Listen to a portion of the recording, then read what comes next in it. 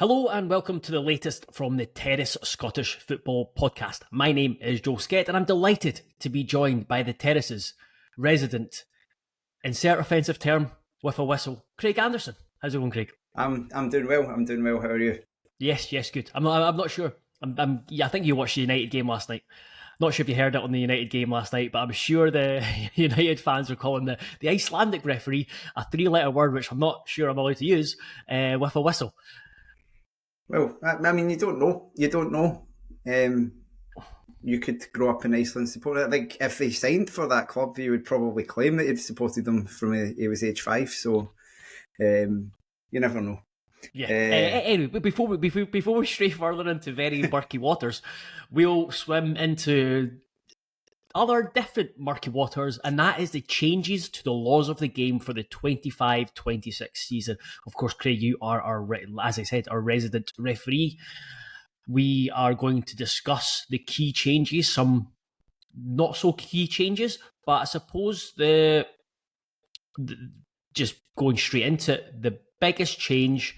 You have shared the screen because I think this is obviously going to go on YouTube. So I suppose, do you want to start with the biggest change, and that's the goalkeeper situation? Yeah, so I think we will. I'm trying to find where it exactly is in here. So we'll jump about a bit, but because it's the biggest one. So I guess a bit of context in terms of how the laws of the game change. Basically, every year IFAB meet.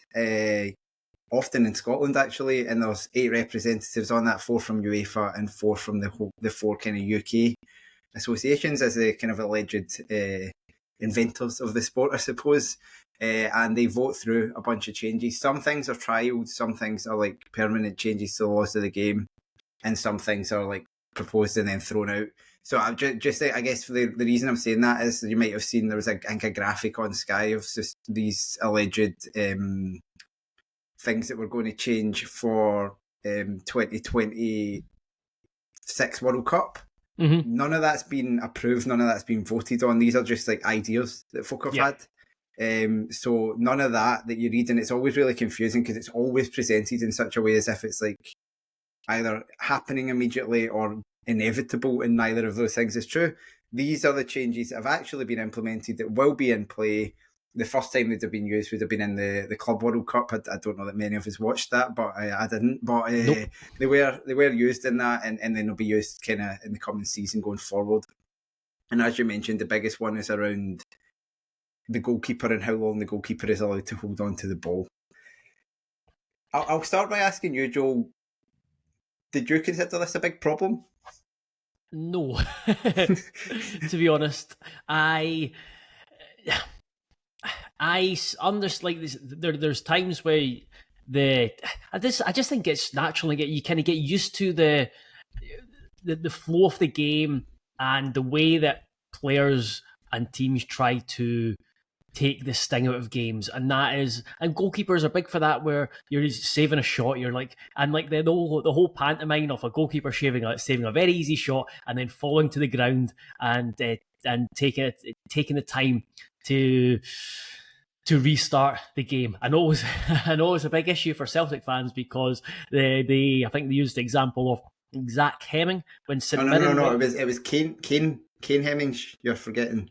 Is what the example was given as. That's what the guy said. Yeah.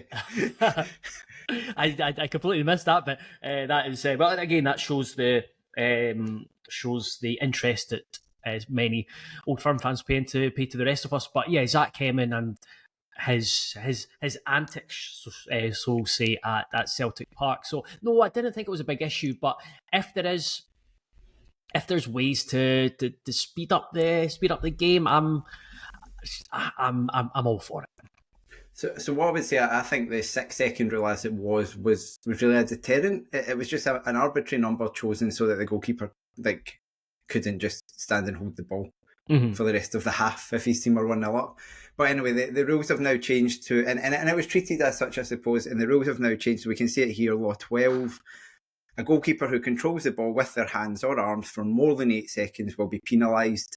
And the other change, that's gone up from 6 seconds to 8 seconds, but it's going to be more strictly monitored. And the other change is a corner kick being awarded to the other team. It used to be an indirect free kick if we were penalised for that.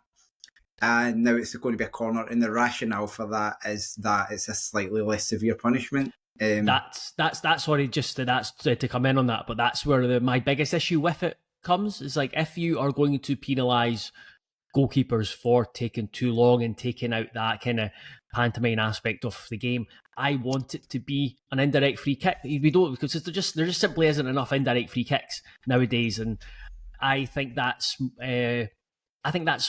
a bigger deterrent as well. I mean, I know conceding a corner, it puts pressure on and stuff, but it's certainly I'd certainly be more worried about conceding an indirect free kick than a corner. Yes, and so, but I think that's partly the reason for it. It's like, it's saying we don't want you to be doing this, but we also don't want like some super harsh penalty too often. So I think that's it, and they've gone up to 8 seconds for the same reason. That it's like there should be no reason. I'm trying to see if there's any more actual words, and this is all just taking stuff out essentially of like other parts of the laws. It's on the side nearest the goalkeeper, so the same as where if a ball went out of play for a corner, and there's not actually any disciplinary action against the goalkeeper for doing it unless it's repeated. And I read it. I don't know if this is in the laws or not. I suppose it is somewhere. The first time it happens, it's just a corner's given. The second time it happens, it's a corner and a warning to the goalkeeper. And the third time it happens, they would get a yellow card. So you'd have to do that. I can't imagine any goalkeeper actually falling foul with 3 times in the same game. So I don't think we'll ever see. So, in a world where they do it 4 times, would that be a red card? Red, presumably, yeah. I mean, you'd have to assume so. The only thing I was going to ask was, and this is something I probably should have known just from being a distinctly mediocre goalkeeper when I was younger, but bouncing the ball previously, that did nothing. Yeah, it's still the same. It doesn't reset it or anything. Yeah.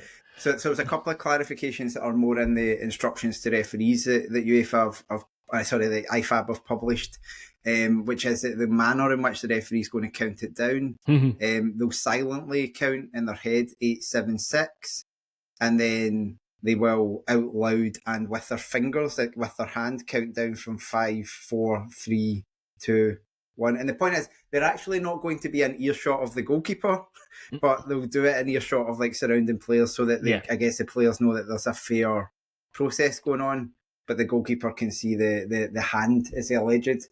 The kind of justification for that, there were a couple other things, which was to say, if the goalkeeper is in the process of releasing the ball when it reaches 0, that's fine. They're not going to be penalised.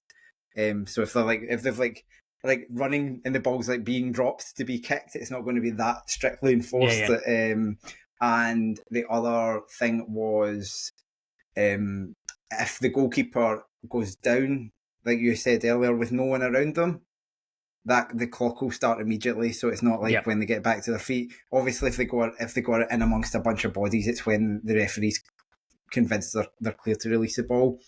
And there was actually a clip shown in there was a wee presentation that IFAB included, and we'll probably share the link to this page that will kind of let you watch some videos of it. If a player interferes with the goalkeeper and prevents them from clearing the ball, obviously that becomes an indirect free kick to the goalkeeping team. So that's always been the case, but I think it will probably be a little bit more strictly enforced. I think that now, if a goalkeeper's like trying to kick the ball and an attacker kind of steps across his line, the referee will probably just let it run, wait for the attacker to get out of the line, and then the goalkeeper can still kick the ball. I think if this happens now, the ref will just penalise and give the indirect free kick, so that we've not got, the goalkeeper's on the clock and yet someone's like standing in front of him being a clown. Yeah.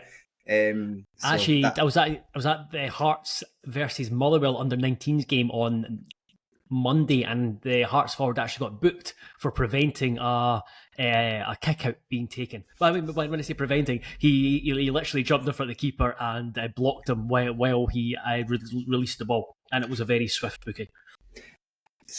Yeah, and that I think that's always been the rule, but it'll probably be a little bit more spotlighted a little bit now.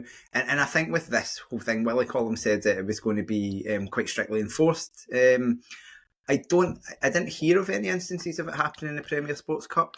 No, I was listening to, was it the BBC Scotland podcast, football podcast during the week, and I think they had mentioned that it hadn't or I think it was Willie Collum, or it was when they were discussing it about with Willie Collum, and I think it was mentioned that it was in action during the League Cup group stage, but there was no issues with it.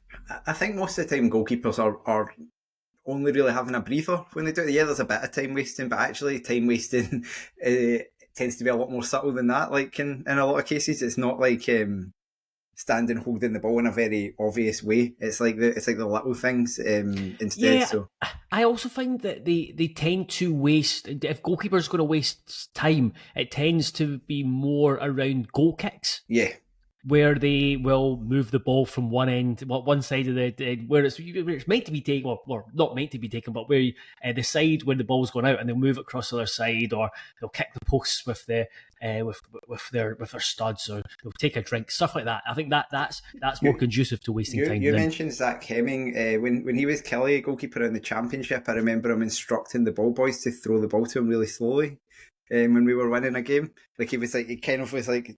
It's like telling them to calm down. So yeah, but you're right. But anyway, so that's the kind of main. I don't think we'll see this happen very often, because hopefully just the existence of the law will be enough for who do it. But no doubt it'll happen at some point, and it'll be chaotic nonetheless.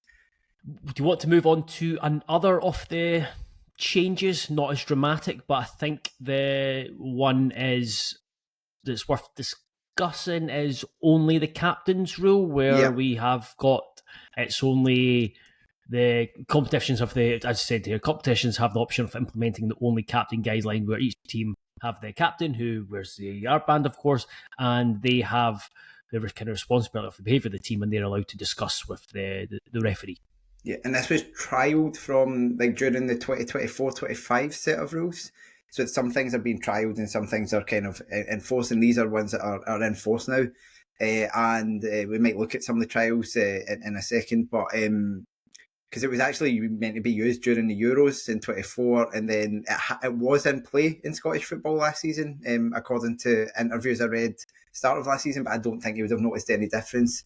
But the point is, the captain is supposed to have some responsibility for the team, and therefore when the referee issues basically it's not like some strict thing that throughout the entire game the referee isn't the players aren't allowed to talk to the referee, which is I think somehow people interpret it, but rather that at a certain point, if the referee wishes, they can signal some sort of only the captain situation to try and de-escalate things, and at that point they'll speak to the captain and get them to communicate things to their team.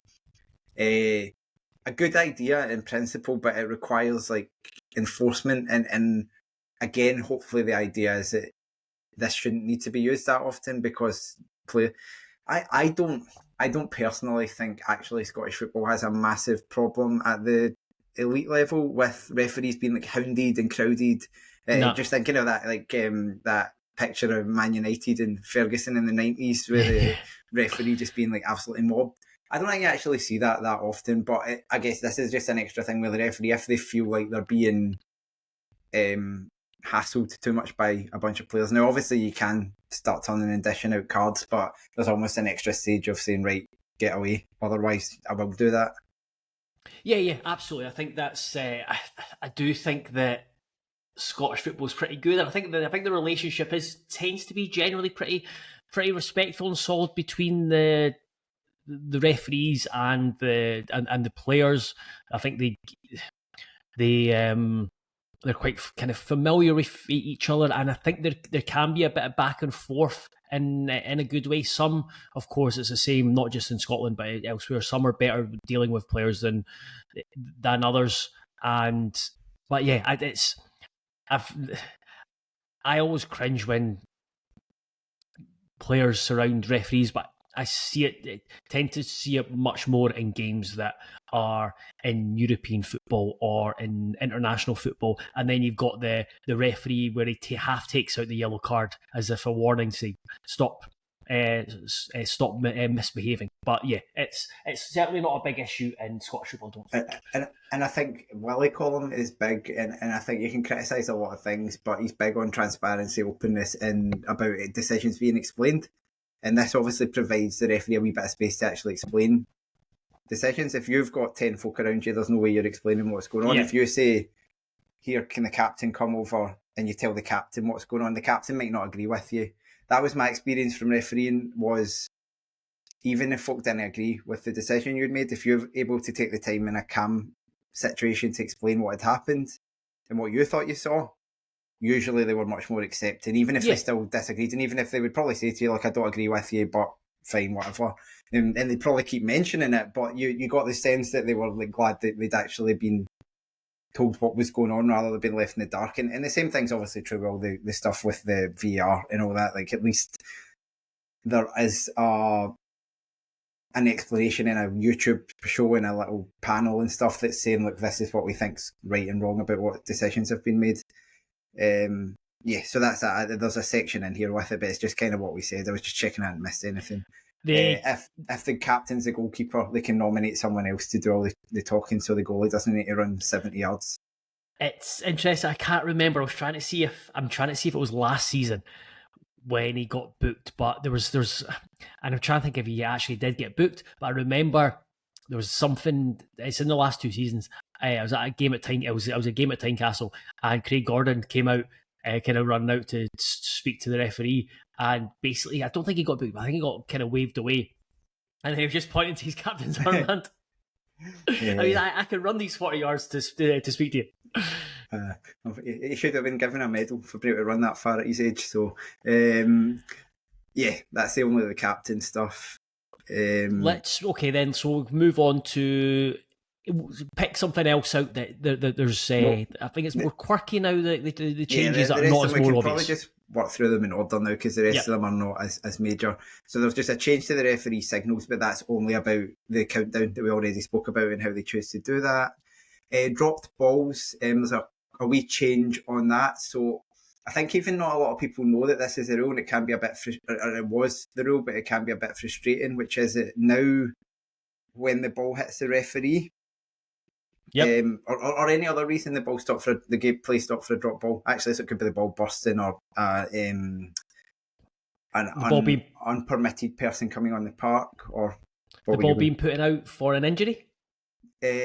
Stop for an injury, you're right. Or so any of these things, for any of these reasons where play stopped for a drop ball, it used to be, or they'll always change 3 or 4 years ago to say that any time the play was stopped for a drop ball, because they're now basically all uncontested, the drop ball would be given to the team who last touched the ball. And it has been changed now to what I think is much fairer, which is to say it is now given to the team who would have gained possession had it not. So the point being, because I think we've all seen this. For example, a long ball gets played and a defender heads it clear, and it's going unopposed to a player in the other team, but because the referee stops for the drop ball before it goes to the player, the guy that jumps and headers it is the one who gets the drop ball, which obviously isn't fair. Yeah, because it should be like, essentially the whole point of a drop ball is we had to stop the game. There's no offences taking place, but we had to stop the game because of something external. And the whole point is to just basically start how it would have been if you hadn't stopped the game. So clearly, the point is, in a case where the ball is clearly going to another team, the drop ball will now be given to that team, not who touched it last. If there's any uncertainty about who it's going to go to, then it will still go to the team that touched it last. And the only exception to that remains the case that if the ball is inside the penalty area, when the play is stopped, it's always dropped to the goalkeeper. But that's a minor change, but actually one I think is a positive one.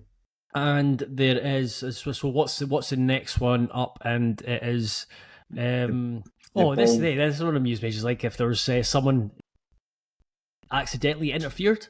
Yeah, so we've seen it. I think Derek McInnes got a card, or maybe even got sent off last season in a game or maybe 2 seasons ago with Kelly, where the ball was coming down the touchline and he's kind of stepped on to try and hurry along a quick throw in, but the ball hadn't actually gone out. And it used to be that in such a case, it was a card and like a free kick was given. and basically the point is that's not being done deliberately. But there was a more egregious example, which was actually in the really, really early days of VAR, which was, I think, in the Bundesliga 2, a guy took a shot that was going miles wide, and one of the defending team substitutes was like warming up at the touchline behind the goal and kind of stepped on to like stop the ball to give it to his goalkeeper to take a goal kick. But VAR intervened and realised that actually the ball hadn't quite crossed the line at the point where the guy stopped the ball, and that meant it was a penalty. Because that's what the rules required. So apart from anything, wind your neck in VAR at that point, but obviously that was a technically correct decision, and clearly wasn't fair. Like that shouldn't be a penalty kick offence. The guy's just trying to speed the game along, and so the point is now it will still be an indirect free kick, so you still shouldn't do it, but it's no longer going to be penalised with a card or a kind of sanction like that, and it's no longer a direct free kick. So that's the entirety of that change, but it makes sense. It's it's curious, some of the constant little tweaks that they make over. I think these ones are fine because it's basically like we've made a rule. Actually, there's been a little grey area, and now we're tidying it up. The ones are fine. It's when they make these big sweeping changes that you start to worry sometimes. This is the most pointless one I've ever seen. For an offside decision now, when the goalkeeper throws the ball, it should be the last point of contact with their hand, which is used to determine offside position. You know how we've got a constant barrage of offside decisions around the subject of goalkeepers throwing the ball out? You can't stop. You can't look twice at a game of football without a goalkeeper throwing the ball out and people being caught offside. It's an epidemic. That we've made sure that there's a rule to handle that. Oh, good, good. I don't think I've ever seen that. I don't think I've ever seen a player be flagged for offside for a lot, like a goalkeeper throwing it. Fun enough, watching Max Striek playing, he's got a good throw on him, so you might see it. You might see it at Kelly this season. You never know. Well, if you sign Elton Kabangu on loan and Max Striek tries to start a counter attack, we'll definitely see that happen this season. But the point is, like, for all other, and this is mainly a VR rule, let's be honest, right? Because it's about determining the frame of VAR to use in order to like judge where to draw the line. And for all other touches by a player, so if a player kicks a ball or headers the ball, it's actually the first point of contact. So if a player like sticks his foot out to redirect a pass, a player pass, or swings his leg back to play a pass, it's the moment that the foot makes contact with the ball. Not like we're getting into kind of, you know, fractions of a second. It's not when the ball leaves his foot. It's when his foot touches the ball. Touches it when it's opposite. Being judged from. But because a goalkeeper thrown it out is obviously quite a different motion. It is quite a long-lasting motion. The point is they're judging it when it leaves their hand. But that does. I mean, that does make sense. Yes. It's just like come pointless. On. Yeah, it's like the rule about not being able to score an own goal from a corner. I don't know how often it needs to be. It needs to be included. Talk me through this goal kick change, or anything. I don't see the difference. I think if I remember rightly, the remaining changes here are around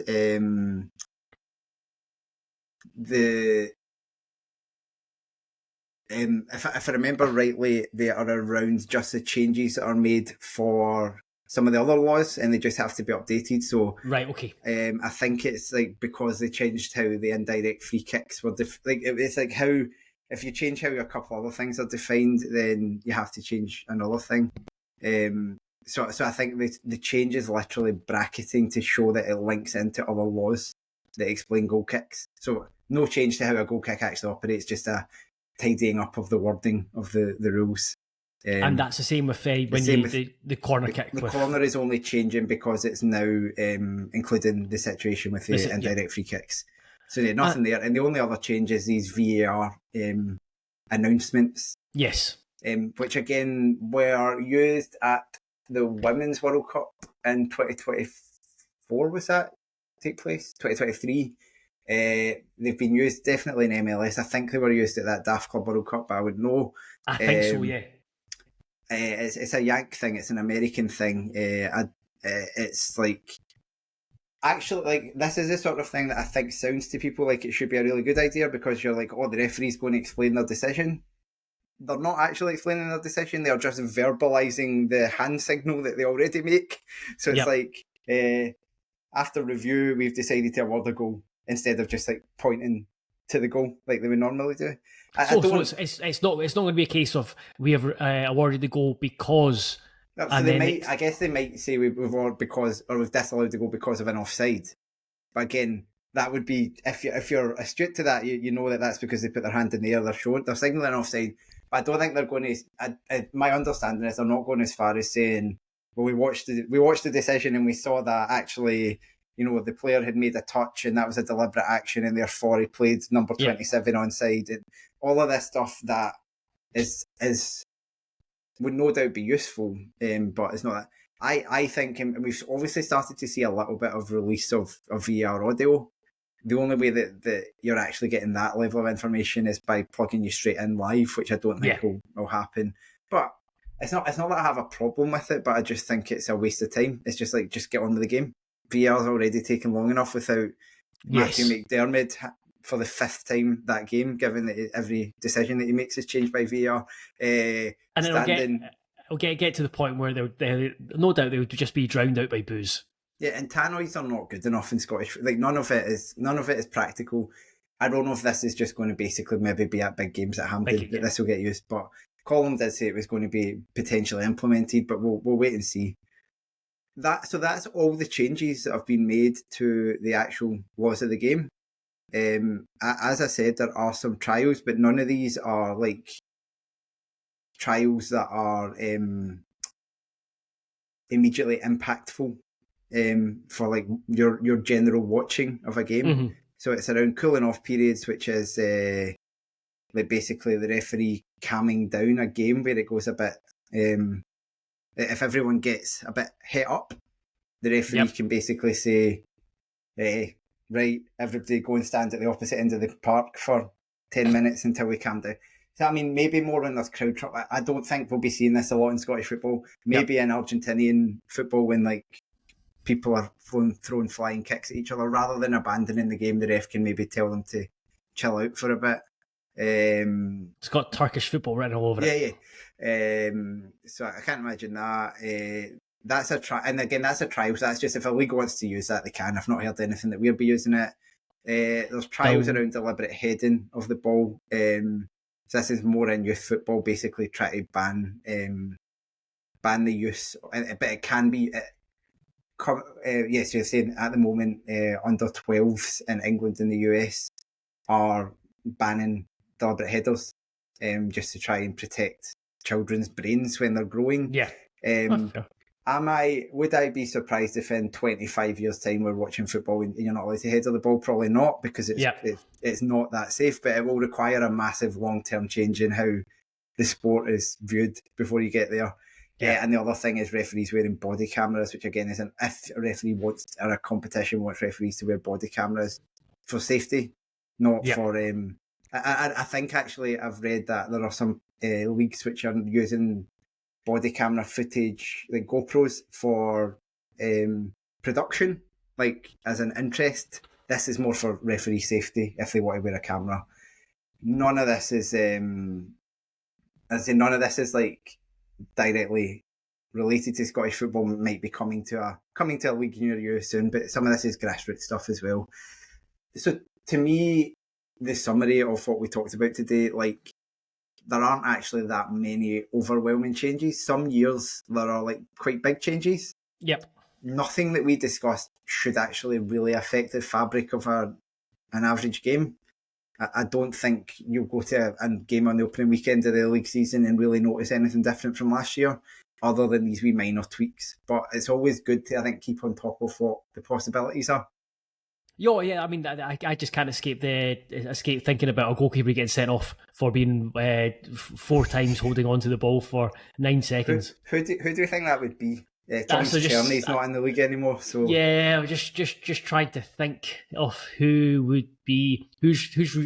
I think it's, rather than someone trying to waste time, I think it's just someone who is really indecisive. And in terms of it, and a bit of a sort of Mr. Bean style goalkeeper, like someone that's just a bit kind of chaotic at the best of times. There's definitely there's plenty of keepers down the years that would fall into, but I can't think of anyone like Zabe Malkowski would be a perfect example of someone who would just comedically accidentally keep doing this. Yes, and he would laugh off as he's been ushered down the tunnel. No doubt in an Edinburgh derby. He got sent off at Rugby Park once for his second yellow was for making a glasses symbol at the referee, like saying you need glasses, and he got a second yellow for dissent, having already been booked. That is very zibby, but also very harsh. I would feel bad. I've been the referee sending him off. But also, I would feel bad getting mugged off by Zabe Malkowski as well. I'm guessing we can leave it there. We've covered all the law changes. Like Craig said, the main one is around the time that goalkeepers are allowed to hold on to the ball, and or more the enforcement around it, and trying to speed the game up and cut down on wasting time. Whether we see too much of it, we're not sure. Ideally, we would see more indirect free kicks, but it seems like football is trying their best to eradicate the indirect free kick in the box out of the game. Craig, thank you very much. That was useful going ahead into the new campaign, which starts on Saturday afternoon. Thank you very much, everyone, for continuing to... If this is YouTube, then I can say that please do subscribe to patreon.com/Tennis Podcast. There's loads of Scottish football content going up, and then I would direct everyone to the 2 preview shows that have gone up this week, totaling around 14 hours that looked into the 32 Scottish professional football teams. So be sure to... 42. Yeah, sorry, the 42. Jesus. Forget about League 2. But yes, do check them out. There's loads of insight, in-depth knowledge there, some nonsense predictions, and plenty of stuff that you disagree with. But fun nonetheless. Thank you very much, though. Thank you, Craig. Thank you, everyone else. And goodbye.